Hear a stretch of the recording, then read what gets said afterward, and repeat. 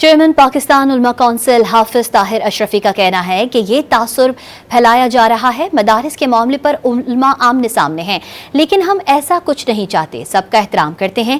ہم صرف یہ کہتے ہیں کہ بطور پاکستانی ان کا بھی حق ہے کہ وہ وزارت تعلیم سے رجسٹرڈ کرائیں۔ وہ کراچی میں پریس کانفرنس کر رہے تھے۔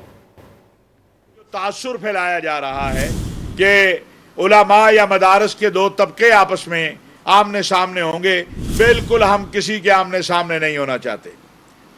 ہمارا کوئی جھگڑا نہیں ہے، ہم احترام کرتے ہیں سب کا، صرف یہ کہتے ہیں کہ جس طرح آپ کا حق ہے بطور پاکستانی کہ آپ اپنا ادارہ وزارت صنعت کے ساتھ جا کے رجسٹر کروائیں، میرا بھی حق ہے بطور پاکستانی کہ میں اپنا مدرسہ وزارت تعلیم سے رجسٹر کرواؤں۔ اور اب تو برف پگھلی ہے کہ جو کہتے تھے کہ نہیں اس سسٹم کو ختم کیا جائے، انہوں نے اب ماننا شروع کر دیا کہ یہ سسٹم باقی رہے۔